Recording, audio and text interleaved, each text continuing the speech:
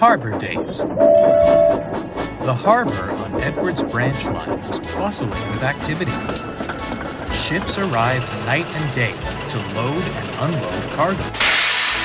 This meant more and more trucks were needed, and the sidings were soon crowded. Poor Edward found it difficult to stay organized. Any spare time he had was spent trying to tidy the trucks.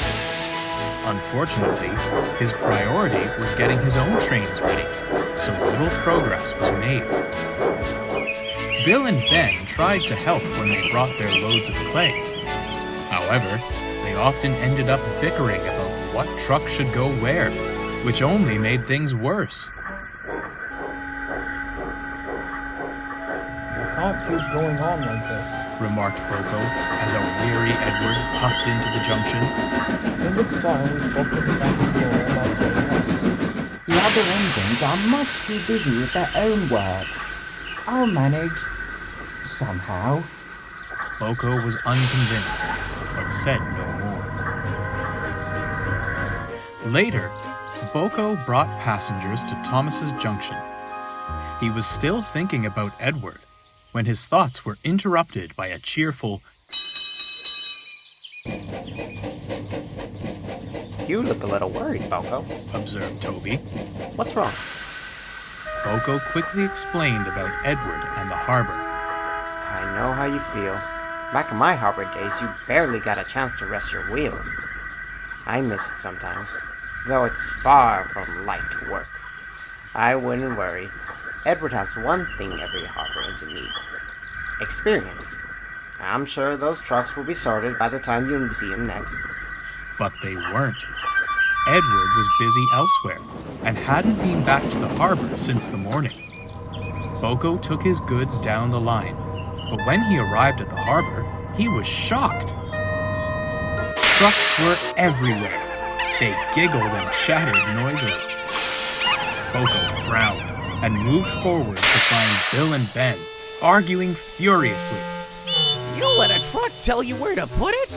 You know they're untrustworthy. Seems more trustful than your instinct. You blocked that entire siding." "Enough, both of you. What on earth is going on here? "We just wanted to help, Edward. By sitting around bickering?" It's not our fault. We've never dealt with this many trucks at the clay pits. Perhaps if Edward had passed on some of that experience of his Experience, that's it." The twins stared at each other, then smiled. Whatever Boko's idea was, it was good enough for them. That evening, Edward was bringing his last train to the harbor. He was glad the day's work was done, and was eager to organize the yard. As he pulled into the harbor, he was quite surprised. The trucks were all tidily arranged. Sidings were clear, ships were hooting their horns in delight, and the workmen were in much better spirits. "How?"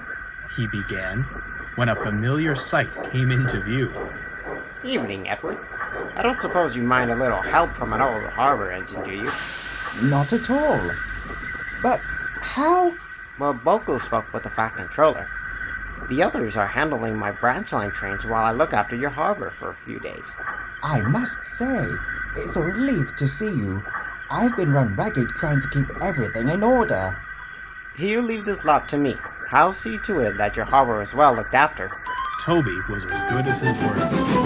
Edward and Boko were able to focus on their regular duties. Toby had their trains ready in good time and kept all the ships on schedule leaving the harbor. He even found time to teach Bill and Ben a few tricks. At last, the harbor grew quieter, and the workload was more manageable. All the engines came to see Toby off. "The number 7 suits you. We're certainly lucky to have had your help." "It's been my pleasure. It puts me in the mind of the old days, although it reminded me I'm not as young as I once was. I am looking forward to a quiet run with Henrietta." At that moment, the signal dropped, and Toby's path was clear. To a chorus of whistles and horns, Toby set off for home.